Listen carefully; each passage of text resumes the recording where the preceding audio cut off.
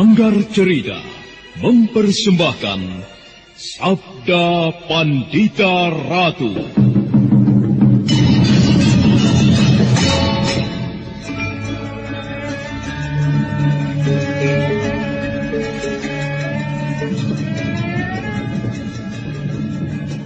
Aneh, kemana larinya orang berjubah merah itu tadi? Sungguh luar biasa, sangat gesit gerakannya. Mestinya aku bisa mengejarnya. Akan tetapi orang berjubah merah itu tiba-tiba lenyap. Tidak banyak orang yang mampu menghilang dalam ajian pengimunan. Orang itu menghilang. Nampaknya orang itu memang dengan sengaja memancingku kemari. Lalu apa maksudnya? Apa maksudnya?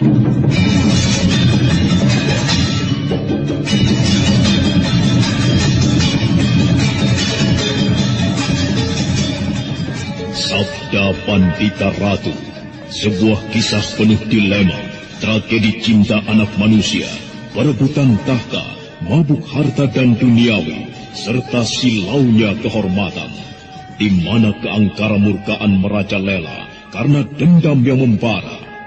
Kisah ini berlatar belakang berdirinya Singasari. Ken Arok, dialah pemuda yang merekuk pahit getirnya kehidupan. Namun sebenarnya, dialah yang harus melaksanakan sabda-sabdanya. Perjalanan sengsaranya adalah awal untuk meraih keberhasilan, untuk menuju kejayaannya di saat Singasari berdiri. Apakah cita-citamu itu, Ken Umang? Aku ingin mengubah nasibku. Aku bosan dengan kehidupanku selama ini yang terlunta-lunta, akrab dalam pelukan kemelaratan. Kadangkala aku berangan-angan, aku adalah seorang istri dari Patih. Bahkan lebih gila lagi, aku berangan-angan, andai kata aku adalah seorang permaisuri, maka akan terhapus semua masa silamku, terhapus lenyap, tidak bersisa semua kenangan buruk yang kumiliki. Itulah cita-citaku, Kakang Ken Arok. Bagaimana dengan kau, Kakang? Aku ingin menjadi seorang raja.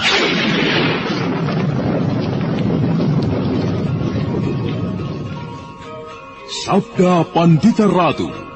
Naskah ditulis oleh Pondra Swasti Langit, diolah oleh Agung Bahrodi, didukung oleh artis-artis terkemuka Ferry Fadli, Eli Ermawati, M. Abud, Ivone Rose, dan lain-lain. Teknik dan montase Ibing Arifin, dengan sutradara Dian Pertiwi. Sabda Pandita Ratu. Kali ini dalam episode ke-17 dengan judul Melacak Dunia Muksa.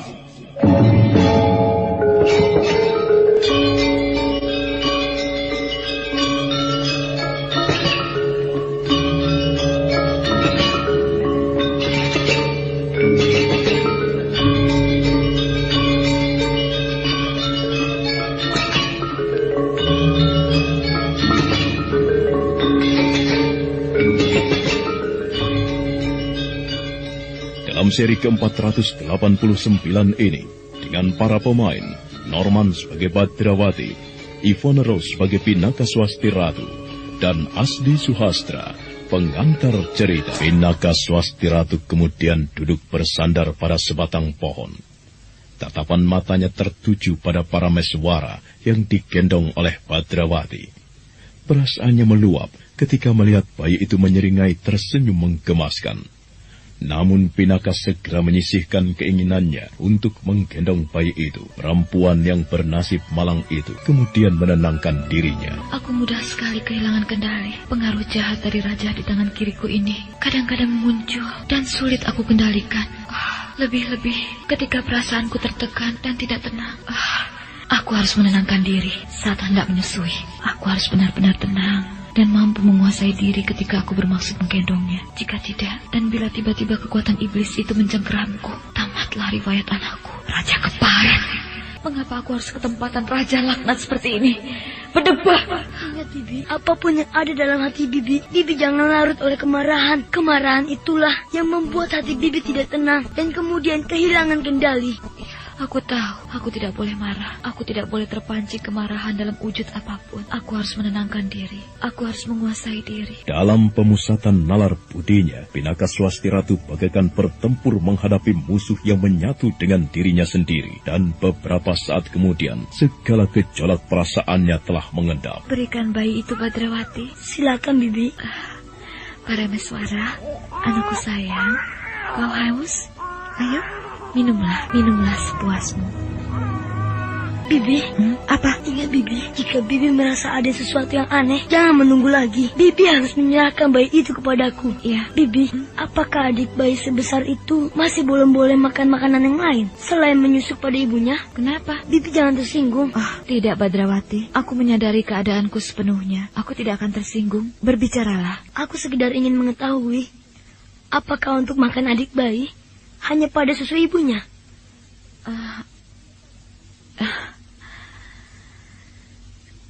Iya. Akan tetapi, aku melihat bayi orang lain itu sudah didulang dengan pisang yang lumat sangat halus. Bagaimana, Bibi? Belum bolehkah? Anakku belum waktunya makan makanan yang kasar seperti itu. Aku tadi sudah bilang, Bibi jangan tersinggung. Semua adalah demi kebaikan Bibi dan adik bayi sendiri. Kenapa kau mempersoalkan hal itu, Badrawati? Bibi, aku berpikir Berpikir bagaimana? bahwa sebuah kenyataan, Bibi sebenarnya justru sangat mempunyai kemungkinan akan menjadi sumber bahaya atas adik bayi itu. Maaf, Bibi. Jangan Bibi tersinggung. Bagaimana kalau untuk sementara waktu, Bibi harus berpisah dengan adik bayi? Apa? Bibi, kuasailah perasaanmu. Bibi jangan tergesa terbawa amarah lebih dulu. Tidak, Badrawati. Tidak akan aku biarkan anakku berpisah dariku. Jangan salah paham, Bibi. Ingat, Bibi harus mengendalikan diri. Bibi tidak boleh marah. Itu akan membahayakan adik bayi. Bibi bisa kehilangan kendali. Kau anak kecil, kau tahu apa? Baiklah, Bibi. Maafkan aku. Tetapi, berikan adik bayi itu kepadaku. Biar aku yang menggendongnya. Tidak. Maaf, Bibi. Berikan bayi itu padaku. Tidak, bayi ini anakku. Tapi Bibi sedang marah. Bibi bisa kehilangan kendali dan akan membahayakan adik bayi. Ayolah, Bibi. Berikan dia kepadaku. Nanti kalau ia sudah tenang, aku berikan lagi kepadamu. Tidak bisa, kau berbohong. Kau tentu akan membawa anakku lari dariku. Bukankah kau bermaksud memisahkannya dariku? Hah? Tidak, Bibi. Aku tidak bermaksud demikian. Sungguh, Bibi saja yang salah paham. Sekarang, silakan. Bibi berikan dia kepadaku. Jangan mendekat. Aku tidak senang melihat wajahmu. Ayo pergi saja sana. Badrawati menjadi semakin gelisah. Dia mencoba mencari kesempatan untuk bergerak cepat menyambar bayi itu dari tangan ibunya. Namun kesempatan itu ternyata belum didapatkannya. Dia cemas. Jika dia bergerak, maka hal itu akan mempercepat Pinaka kehilangan kendali. Dan itu justru akan membahayakan Parameswara yang digendongnya. Sementara itu, sebenarnya lah pengaruh aneh dari kutukan yang menimpa Pinaka itu sudah mulai bekerja. Tatapan matanya yang semula diwarnai rasa sayang semakin berubah menjadi sebuah tatapan mata yang sirik. Ia menghisap tubuhku. Makhluk aneh ini mau memakan tubuhku. Jika aku biarkan, aku akan mati. Oh, bodoh sekali kalau aku mati karena dihisap makhluk aneh ini. Apa yang kau bicarakan, ha? Aku tidak tahu apa yang kau katakan. Bicaralah dengan bahasa manusia yang bisa aku mengerti. Bibi Pinaka sudah mulai kehilangan kendali. Apa boleh buat? Aku harus memilih. Aku akan menyerangnya, dan kemudian secepatnya aku akan menyambar adik bayi dan pergi dari lembah ini cepat-cepatnya. Badrawati tidak mempunyai pilihan lain. Tangan kanannya mengepal sesaat lalu terbuka lagi. Dan dalam keadaan demikian, sebuah kekuatan yang sangat besar telah tersimpan di telapak tangan kanannya. Siap dia lontarkan untuk menghajar Pinaka dan menyelamatkan Parameswara. Tetapi tiba-tiba Pinaka menoleh lagi kepadanya dengan senyum yang aneh. Apa yang akan kau lakukan, ha? Kau lihat apa yang dilakukannya kepadaku, bocah cilik. Masih ada kesempatan untukmu untuk menguasai diri, Bibi. Cepat lakukan. Makhluk kecil ini akan memakanku. Lihat, ia mengira dengan mulutnya yang tidak ada giginya itu, ia bisa memakanku. Rasanya geli. Berikan bayi itu kepadaku, Bibi. Aku tidak senang kepadamu. Aku tidak senang kepadamu. Aku tidak senang kepada makhluk kecil ini. Mengerikan sekali jika ia terus menghisapku, memakanku. Aduh. Ya!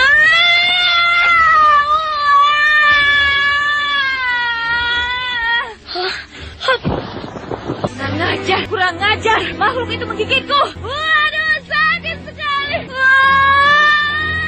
Kurang ajar, Demi Allah, dia menggigitku. Dia menggigitku keparat.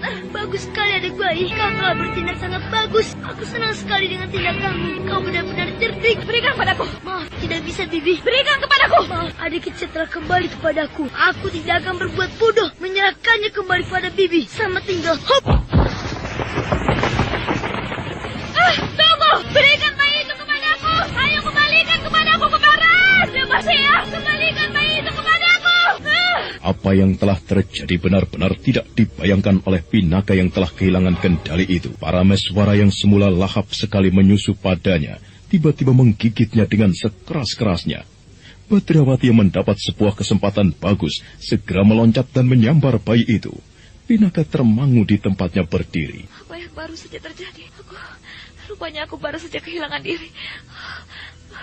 Mana anakku? Di mana anakku? Badrawati! Badrawati!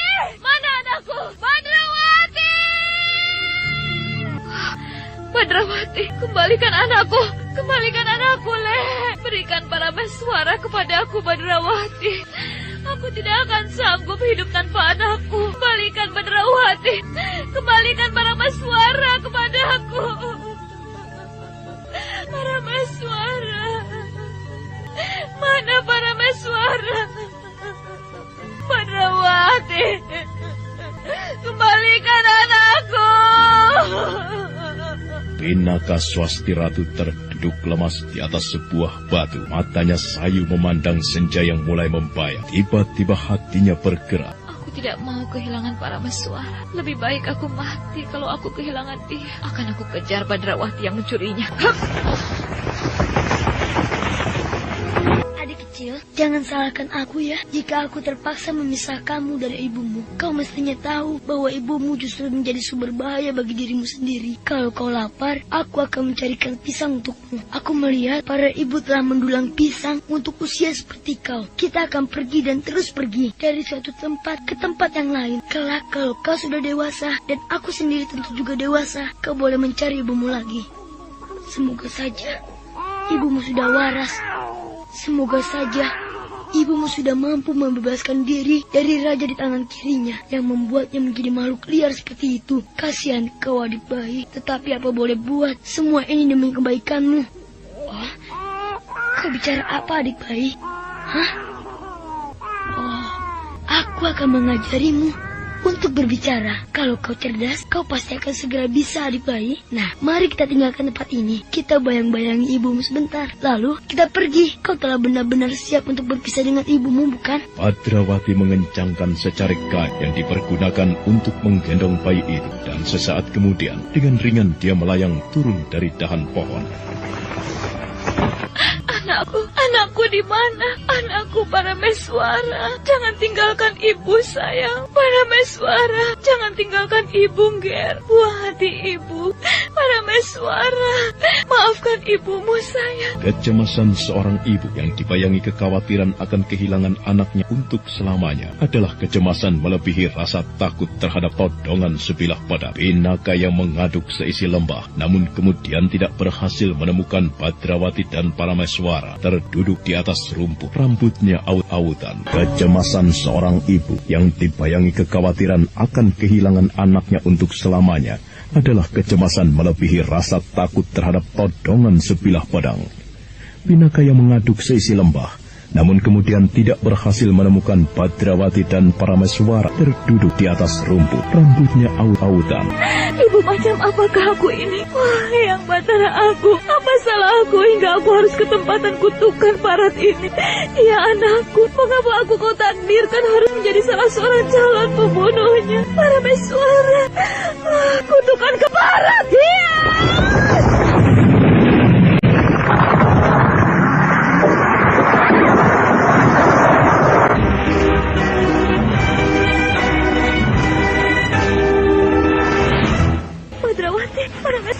Bagaimana perasaanmu sekarang, Bibi? Anakku, jangan berikan dia. Dan Bibi akan membunuhnya seperti tadi yang Bibi telah lakukan.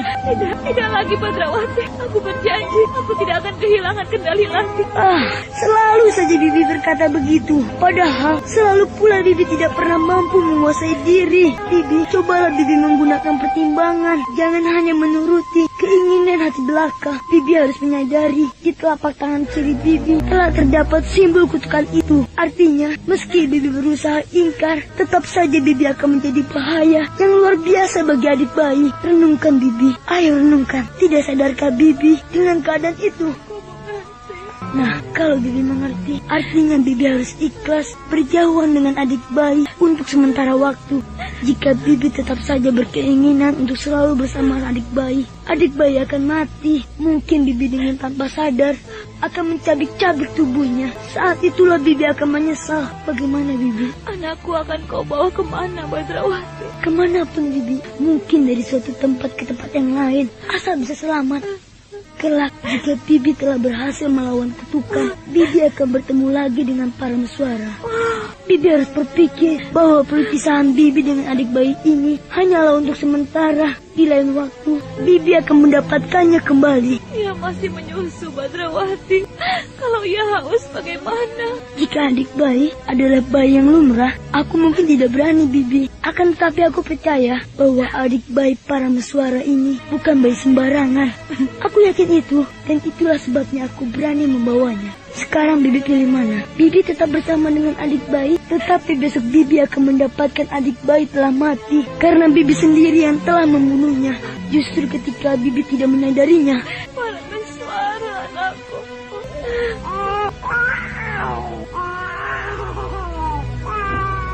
Kembali wajah Pinaka Swasti Ratu yang aut-autan itu bersimbah basah. Air matanya meleleh membasahi pipinya. Pinaka melangkah mengulurkan tangannya, tetapi Badrawati yang menggendong para meswara meloncat mundur, bagaikan akan meledak dada Pinaka. Dia hanya mampu mendekap wajahnya sendiri. Maafkan aku, Bibi. Aku tahu Bibi sangat sedih, amat dan sangat pedih. Akan tetapi Bibi harus memikirkan hal yang lebih jauh lagi. Keselamatan adik bayi lebih penting. Sekarang jawablah Bibi. Bukankah Bibi telah berkata bahwa Bibi bersedia berkorban apapun untuk adik bayi?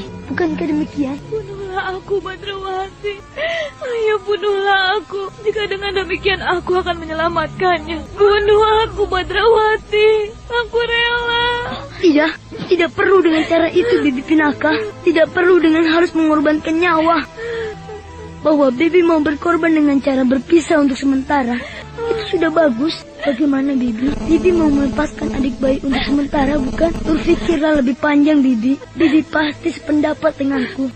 Bagaimana kalau ia haus? Bagaimana kalau ia lapar? Tadi sudah aku jawab. Sampai kapan aku harus berpisah dengannya, Badrawati? Sampai apa yang Bibi hadapi usai, terbebas dari kutukan itu. Jika Bibi mau menuruti kataku, sebaiknya Bibi menunggu paman kamu suara. Aku berharap paman kamu suara akan mampu membantu Bibi untuk membebaskan diri dari keadaan itu. Untuk adik bayi, Bibi jangan cemas. Aku akan berusaha sekuat tenaga untuk melindunginya. Aku berjanji, Bibi, bahkan dengan nyawaku. Rasanya aku tidak sanggup, Badrawati. Aku tidak sanggup untuk berpisah dengan anakku. Baiklah Bibi. Kalau kau tidak sanggup berpisah dengan anakmu, terserah. Ini, terima anakmu. Aku tidak akan peduli lagi apakah Bibi akan membunuhnya atau tidak. Terima, ayo terima Bibi. Dan aku ucapkan selamat kepada Bibi. Jika Bibi nanti akan menjadi pembunuh anak kandung sendiri, serta semua orang, bahkan para dewa, akan mengutuk Bibi sebagai orang yang berdosa. Ayo, terima Bibi. Bukankah Bibi tidak mau berpisah dengan para meswara? Para meswara, maafkan ibumu saya. Maafkan ibumu, para meswara. Kau bijaksana, Bibi. Aku berharap kelak Bibi akan mampu membebaskan diri dari kutukan jahat yang bersarang di telapak tangan kiri Bibi itu. Dan Bibi kembali akan menjadi ibu yang sempurna untuk adik bayi. Para meswara, kau jangan sedih. Kau harus berpisah dari ibumu. Semua untuk kebaikanmu. Lebih dari itu, untuk kebaikan ibumu. Malah menangis. Diam adik bayi. Jangan menangis. Diamlah. Mari, kita jelajahi tempat ini. Aku akan mencari pisang matang untukmu. Bagaimana?